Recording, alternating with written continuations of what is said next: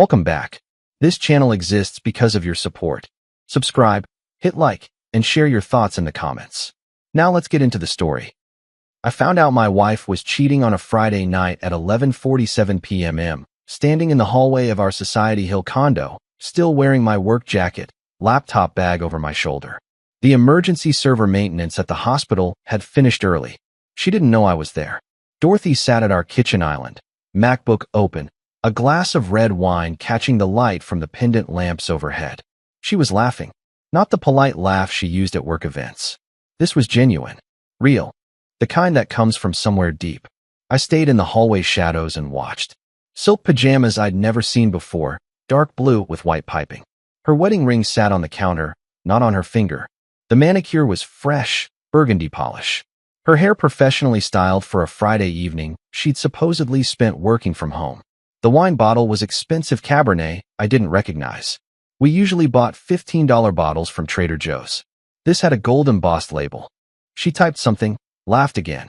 The screen's glow made her face look younger, happier, like when we'd first met in graduate school, before the distance opened between us like a crack in foundation. I cleared my throat and stepped into the kitchen. She jumped, slapping the laptop closed so fast it made a sharp crack. Her hand went to her chest.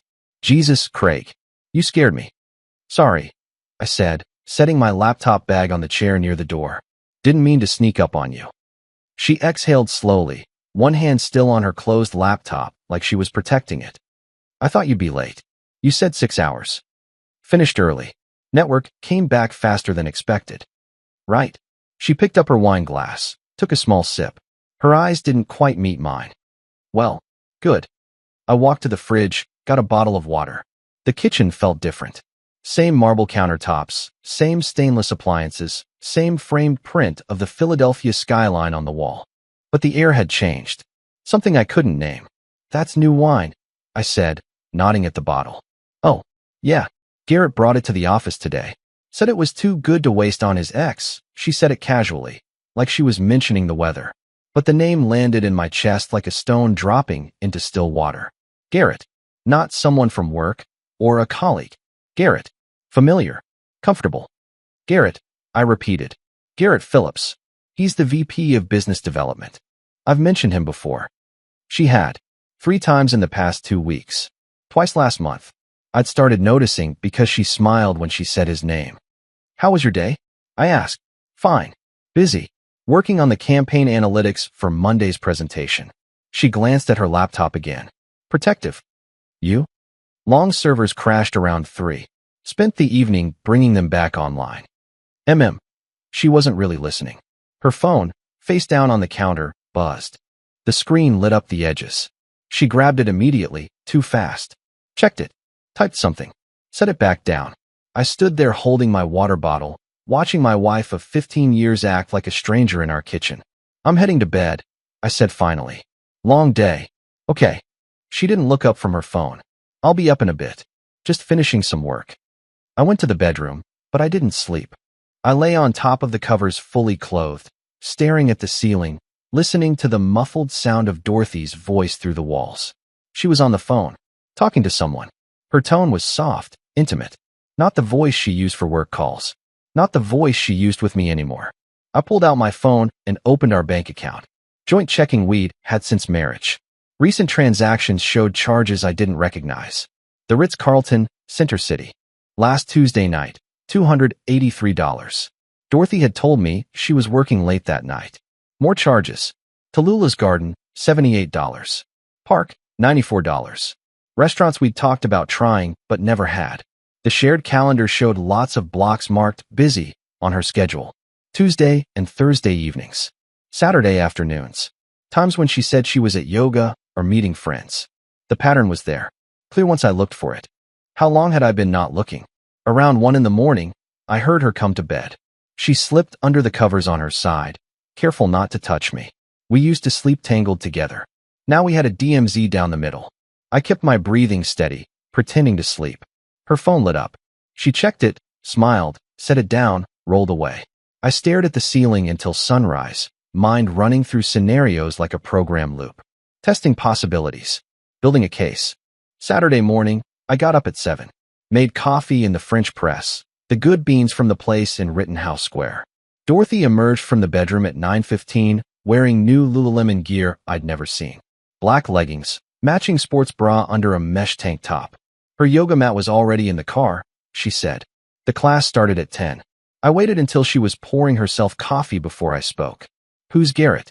Her hand froze on the coffee pot. Just for a second. Barely noticeable unless you were watching for it. Which I was. What? She set the pot down carefully. Garrett Phillips. You mentioned him last night. The wine. I told you. He's VP at Vitagenix. We work together. She added cream to her coffee, stirring longer than necessary. Why? Just curious. You mention him a lot lately. We work closely on campaigns. It's a small executive team. She took a sip, watching me over the rim of her mug. Is that a problem? Depends, I said. Are you sleeping with him? The question hung in the air like smoke. Direct. No build-up. My IT mind. Test the hypothesis with a direct query, evaluate the response. She laughed. Actually laughed. But it sounded wrong. Rehearsed. Wow. Paranoid much, Craig? That's not an answer. I don't owe you answers to insane accusations. Her voice had an edge now. Sharp. I pulled out my phone, opened the banking app, turned it to show her. The Ritz-Carlton. Last Tuesday. You told me you were working late at the office. She glanced at the screen, then back at me. Her jaw tightened. That was a work event. Dinner with potential investors. It ran long, so the company comped us rooms rather than have us drive home late. Us. The executive team. Does the executive team usually rack up charges at Tallulah's Garden Park? Le Sherry? I scrolled through the list. For dinners in the past 2 weeks at restaurants we've never been to together? Those are networking meals, Craig. Client entertainment. On our joint credit card. Our card has better rewards than my corporate card for restaurants. I submit the receipts for reimbursement. Her voice was getting tighter. Defensive. What is this? An interrogation? No. It's me asking my wife a direct question. Are you having an affair with Garrett Phillips? She set down her coffee mug, stared at me.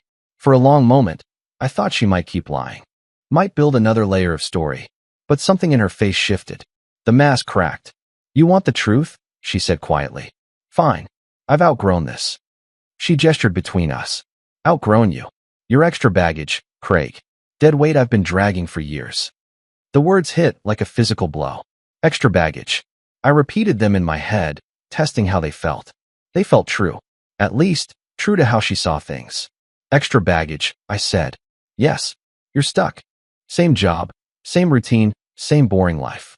I need more than this. I deserve more than this. Is it Garrett? She hesitated, then shrugged. Does it matter? It could be anyone. The point is it's not you. I set my water bottle down carefully. My hands were steady. That surprised me. Inside, something was rearranging itself. Pieces falling into new configurations. But outside, I was calm. No hard feelings, Dorothy. She blinked. What? You want out? We'll do this cleanly. I'll contact a lawyer Monday morning. She looked surprised, maybe disappointed, like she'd expected me to fight, to beg, to give her the drama she was prepared for. Finally, some maturity. I assume you'll want to stay somewhere else until we figure this out. A small smile crossed her face. Cold. Satisfied. Already planned. Garrett's place has room. Of course it did. Take whatever you need. I'll be at my sister's this weekend. Perfect. I walked to the bedroom, packed a bag with clothes for 3 days. Dorothy stayed in the kitchen, probably texting Garrett that the confrontation had gone exactly as they'd planned, that I'd folded like wet cardboard, that I was making this easy. She had no idea what she'd just started. I drove to Jenny's place in Manayunk, a narrow row house with a postage stamp backyard where my nephew played with dinosaur toys. Jenny opened the door, took one look at my face, and pulled me inside. What happened? I told her. All of it. The discovery, the confrontation, the extra baggage, line that would probably echo in my head for the rest of my life. Jenny listened, her face getting progressively more angry. I knew it, she said when I finished. I knew she was cheating. That woman is poison, Craig. Absolute poison. I need to think clearly, I said. Can't be emotional about this. You're being too calm. You should be furious. I am furious. But fury makes mistakes. I can't afford mistakes. I spent Saturday afternoon at Jenny's kitchen table with my laptop, reviewing finances. The condo was in my name only, purchased before marriage with inherited money. We had a prenup protecting it. The joint savings had $37,000. Less than I remembered. Going back through statements, I found the problem. 2 weeks ago, Dorothy transferred $15,000 to her personal account. A transfer I'd never noticed. She'd been planning this, positioning herself for exit. I opened a notepad file and started making lists. Assets, debts, evidence, next steps. My mind shifted into troubleshooting mode. Break it down.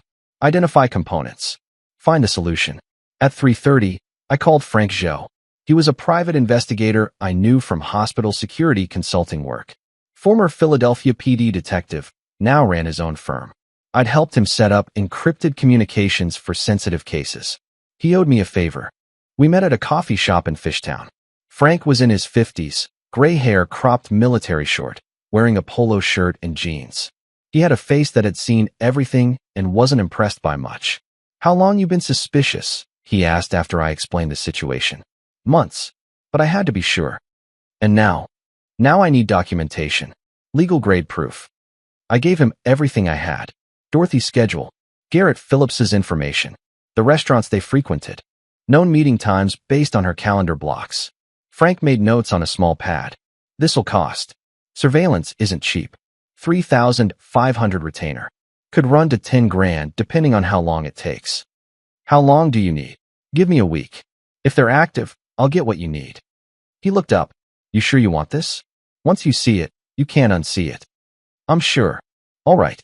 I'll be in touch." That evening, I did something I wasn't proud of. Logged into our shared iCloud account, the family plan we'd never changed. Dorothy's phone backed up automatically, including deleted messages, including voice memos. Her voice, recorded 3 weeks ago. He actually believed the yoga story. God, Craig is clueless. Garrett's right. We've been too careful for too long. After the IPO bonus hits, I'm done. Clean break. He'll get half of nothing because that condo is his, and I've got my accounts set up. Another, dated a month back. Garrett says his divorce lawyer is brutal. Might use the same one. Craig won't fight.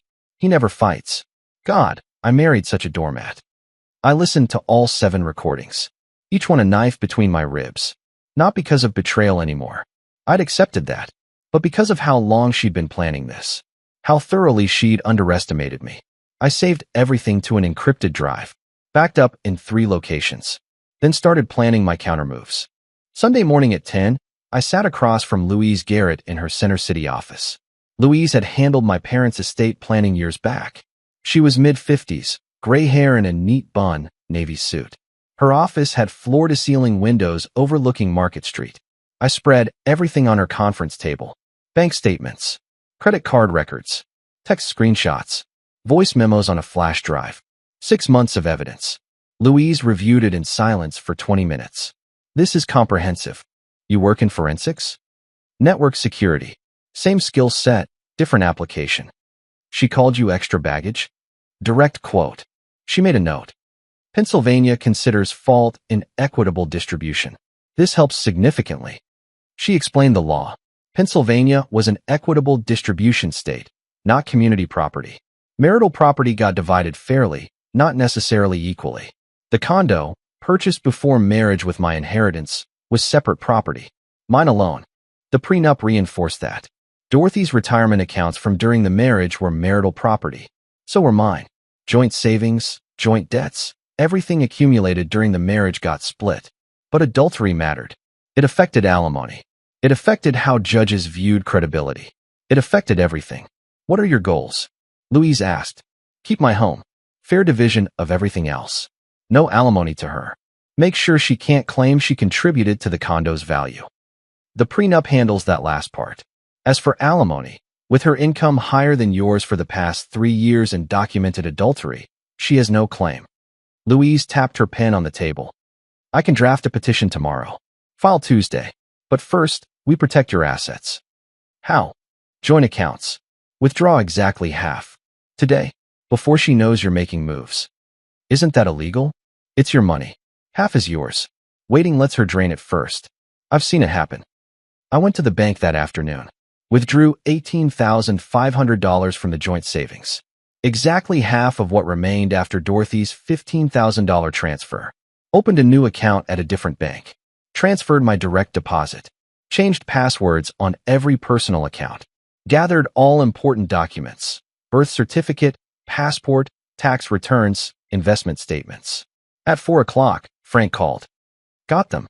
Garrett's apartment building in Rittenhouse Square. She arrived 11:30 last night, left 9 this morning. Photos. Kissing at his door. Her overnight bag visible. Time stamped and GPS tagged. Keep watching. She's meeting him for dinner tonight. Tallulah's Garden at 7. Want coverage? Everything. I want everything. That night, I sat in Ginny's spare bedroom and thought about the past 15 years. How we'd met in graduate school, both studying information technology. How she'd been funny and ambitious and made me feel like the world was bigger than I'd imagined. How somewhere along the way, her ambition had turned into something else. Something that required me to be smaller so she could feel bigger. I thought about the extra baggage line. How it wasn't just cruel, it was revealing. She saw me as weight, as something holding her back. When the truth was I'd been the foundation she built on. The steady income when she wanted to take risks. The emotional support when work got hard. The person who believed in her when she doubted herself. And now I was dismantling that foundation brick by brick. Not because I wanted revenge, but because I wanted truth. I wanted her to understand that actions have consequences. That you can't burn someone's life down and walk away clean. Monday morning felt different. Like the air had changed pressure. I went to work at the hospital's IT office, arrived early like always, logged into the server systems. Everything normal. Routine. Except nothing was routine anymore. At 8 o'clock, Louise filed the divorce petition with the Philadelphia Family Court. At 8:15, a process server walked into Vitagenic Solutions headquarters in University City and asked for Dorothy Naylor. My phone stayed silent until 8:47. Then the messages started. You serve me at Word? Are you kidding? Call me. Now. You withdrew from our account? That's illegal. Craig, we need to talk. This is insane. Fine. Be childish. My lawyer will destroy you. I waited until 10:30 to respond. One message. All communication through my attorney. Louise Garrett at Garrett & Associates. She'll send contact info. At 11, I had a meeting scheduled with the hospital's HR director. I'd worked there 8 years. Good reputation. Trusted employee. Head of network security for the entire hospital system. I'm going through a divorce, I told her. My wife works in biotech. I'm concerned she might try to access hospital networks or use my credentials to gain advantage in the proceedings. I want to add extra security protocols to my accounts. HR agreed immediately. Standard protocol when an employee faced potential security risks. They documented everything. Changed my passwords. Added two-factor authentication. Created a paper trail showing Craig Naylor, dedicated employee, protecting hospital systems even during personal crisis. Frank sent an update at 1:30. Dorothy and Garrett, meeting for lunch at park. Outdoor seating. Visible argument. Dorothy crying. Garrett shaking his head, looking angry. Frank had audio. Long-range microphone. Perfectly legal in public space. Garrett's voice. You said he'd be easy.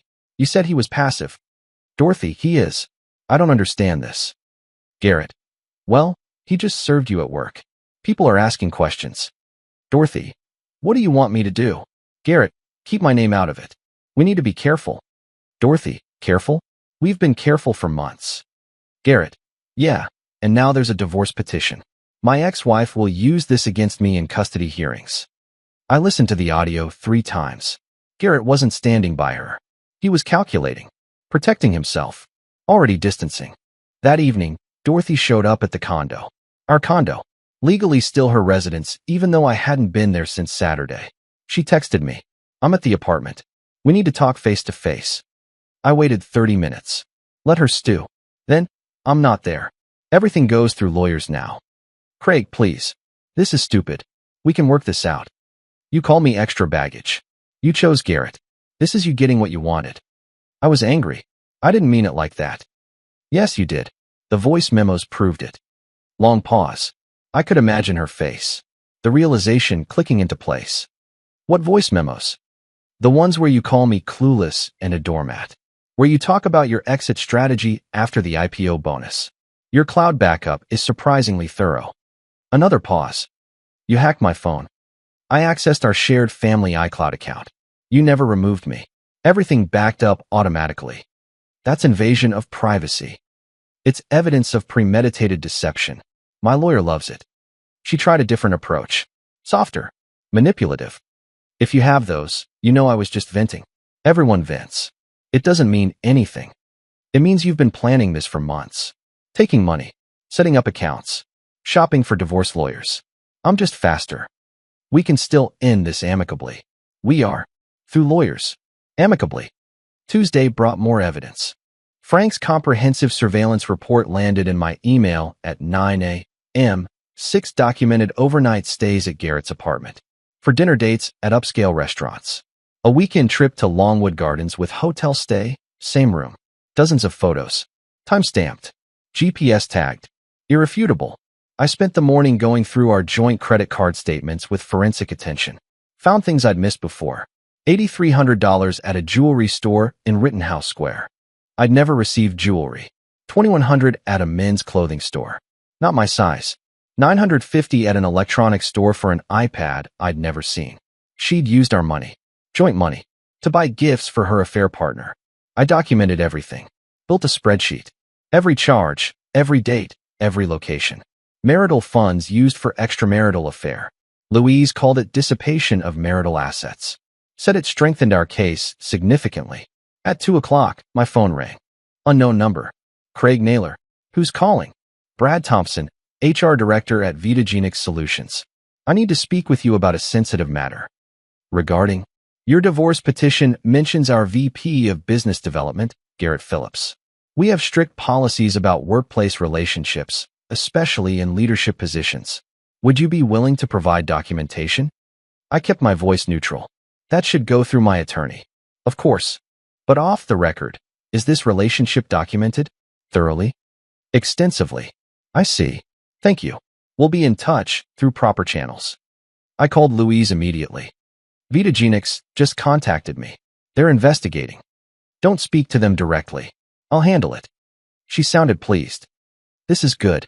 Corporate pressure on both of them. Vitagenix is preparing for an IPO. Any ethics violation is a disaster for them. That evening, Dorothy sent a long email. Desperate. Pleading. Craig, you're destroying my career. People at work are talking. Garrett is being questioned by HR. This is vindictive and cruel. I made mistakes, but you're making this nuclear. We can settle this quietly. I'll agree to fair terms. Please stop the investigation. Stop talking to my company. This isn't about revenge. It's about two people moving on with dignity. I forwarded it to Louise without responding. She's panicking, Louise said when she called. Good. Don't respond. Let her panic. Wednesday morning, Frank reported Garrett arriving at Vitagenix headquarters at 7 a.m. Unusual for him. Normally rolled in around 9. Meeting with HR and legal counsel from 7:30 to 9:15. Emerged looking shaken. Dorothy called into a meeting at 10. Louise had contacts at Vitagenix's legal department. Off the record, they were terminating both of them. Ethics violations. Misuse of company resources. Conduct unbecoming of leadership. The company was 6 months from a major IPO. Any scandal was poison. They'd both signed ethics agreements when they joined the executive team, specifically prohibiting romantic relationships between supervisors and direct reports. Garrett was Dorothy's superior. The relationship violated policy. Worse, they'd used company credit cards for some of the hotel stays. Called them business expenses. Vitagenix was protecting itself. Both of them were liability. At 1:30, my phone rang. Number I didn't recognize. I answered. This is Garrett Phillips. I know who you are. You're destroying 2 careers over a relationship. Is that really necessary? I filed for divorce from my wife. You 2 destroyed your own careers by violating company policy. Look, I get you're hurt. But Dorothy and I are serious. This isn't some fling. I laughed. Couldn't help it. Cold, humorless sound. Serious? You told her I was boring and her marriage was dead. That's what you told your ex-wife about her too, wasn't it? Pause. What are you talking about? Michelle, your ex-mother of your daughters. You told her the same stories. Used the same playbook. Dorothy's just next in line. Longer pause. What do you want? Money? I'll pay you to back off the company investigation. I want nothing from you. I didn't contact Vitagenics. They contacted me. Your choices have consequences, Garrett. Both of you are learning that. You're a vindictive. No. I'm extra baggage that learned to think strategically. Goodbye. I hung up, blocked the number. At 2 o'clock, hospital security called my office. Dorothy was in the visitor lobby, asking for me. I went down. Public space. Cameras. Witnesses. She looked terrible. Hair pulled back. No makeup. Eyes red. Please, she said when she saw me. I'm begging you. Call off your lawyer. Tell Vitagenics this is a misunderstanding. I can't tell them what to investigate. That's their decision. They're going to fire us both. Everything I've worked for. You should have thought about that before using company credit cards for hotel rooms with a coworker. Her face went white. How did you? I'm good at my job, Dorothy. Data analysis. Pattern recognition. You left a trail wide enough to drive through. I never meant to hurt you this badly. Yes, you did. You just didn't expect me to document it. Hospital security approached. I'd signaled them. Ma'am, you need to leave. This is a workplace. Dorothy looked at me one more time. This isn't over. Yes, it is. It was over when you called me extra baggage. At 4:30, a woman called. Unknown number again. Is this Craig Naylor? Yes. Who's this? Michelle Phillips. Garrett's ex-wife. I think we should talk. We met at a coffee shop in Chestnut Hill. Michelle was 37, looked younger. Professional clothes, kind eyes. She'd done her homework. Seen the divorce filing, public record. Recognized the names. I want you to know something about Garrett, she said after we got coffee. He's done this before. Multiple times. She explained his pattern. Cheated on her with a coworker 3 years ago. That relationship ended. He begged forgiveness. She took him back. 6 months later, different woman. That affair led to divorce. He targets ambitious women, Michelle said. Promises partnership, equality, understanding. Then he gets bored and moves on. Your wife isn't special to him. She's a type. Why tell me this? Because he's using the same playbook he used before. And because I need documentation of his lifestyle for my custody modification hearing. I understood. You want proof he's spending money on her. Hotels, dinners, trips. Anything showing his business expenses are actually funding his personal life. He claims he can't afford current child support. Says business expenses are too high. I have that. Credit card statements. Surveillance photos. Hotel receipts. If I could get copies through Discovery. My lawyer can coordinate with yours. This helps both our cases. She gave me insight into Garrett. How he'd abandoned Dorothy the moment professional consequences hit. How he prioritized his own reputation above everything. How he'd already started distancing himself. He told her you were boring and passive, didn't he? Michelle asked. How did you know? He told the woman before Dorothy that I was controlling and cold. It's his justification script. Makes him the victim. The hero rescuing the damsel. I drove back to Jenny's that evening thinking about patterns. How Dorothy wasn't just cheating. She'd been manipulated by someone who did this habitually. But that didn't excuse her choices. Didn't erase the cruelty. Didn't change what she'd said and done. Thursday morning, Frank sent an urgent message. Garrett's moving out of his apartment. Moving company there now. Smaller place in Old City. Downgrade. No sign of Dorothy helping. Garrett was cutting his losses. Preparing for unemployment. Distancing from Dorothy. At 10, Louise called. Vitagenics is terminating both of them. Today. Ethics violations and misuse of company resources. At 11:45, Dorothy called from a number I didn't recognize. I answered. They fired me. Her voice was destroyed. Raw. Both of us. They fucking fired us. I'm sorry to hear that. Sorry? You did this. You went to them. They called me, Dorothy. They found out from the divorce filing. Public record. My career is over. Do you understand? Everything I built. Everything you built on lies and ethics violations. Yes, I understand. I have nothing now. No job. No husband, no. You have Garrett. You chose him, remember? Silence. Long enough I thought she'd hung up. He won't return my calls, she said quietly. Of course he won't. You're a liability now. He's protecting himself. I hung up. That afternoon, Dorothy tried everything. Called Jenny, who didn't answer. Emailed my parents, who forwarded the message to me without responding. Posted something vague on LinkedIn about facing challenges with Grace. Deleted it 30 minutes later after comments started appearing. At 3 o'clock, she texted, "Can we please talk? In person? I need to explain." Explain what? That you spent months calling me boring and worthless while planning your exit? That you used our money to buy gifts for your affair partner? That you strategized how to leave me with nothing? Your voice memos explained everything. I was wrong. I see that now. I made terrible choices. Yes. And now you're experiencing consequences. Where does this end, Craig? What do you want from me? Nothing.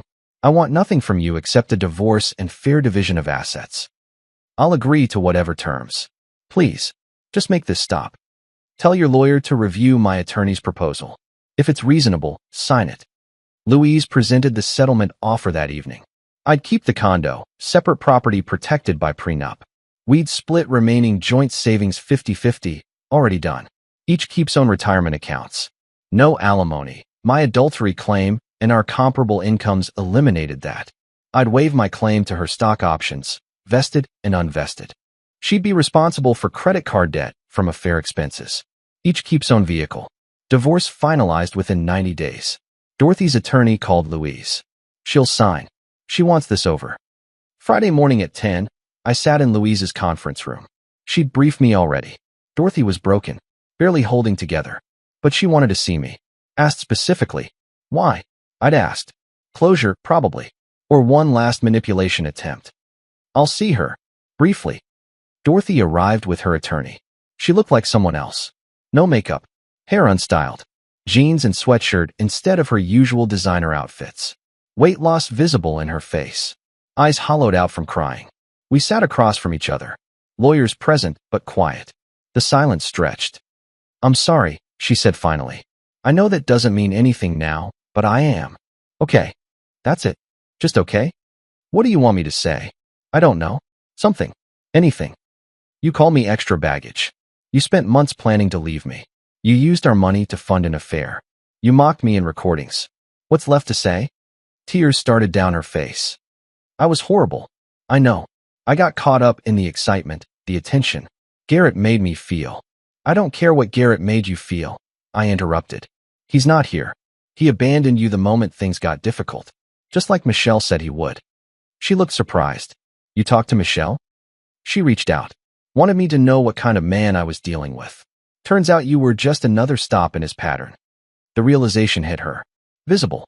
Like watching someone understand they'd been played. "He told me you were the problem," she said quietly. "That you held me back. And you believed him because it was easier than examining yourself. I ruined everything, didn't I? My marriage, my job, my reputation." "Yes, you did. No comfort. No softening. Just truth." "Do you hate me?" I thought about it. Really considered the question. "No, I don't feel anything for you anymore. That's worse than hate." She flinched like I'd hit her. "You wanted out," I continued. "You're out. You wanted to be free of extra baggage. You're free. This is what you asked for." "I didn't ask for this. I didn't want to lose everything. You wanted to lose me without consequences. That's not how it works." The lawyers presented the settlement agreement. 32 pages. Dorothy read through every one, tears falling onto the paper.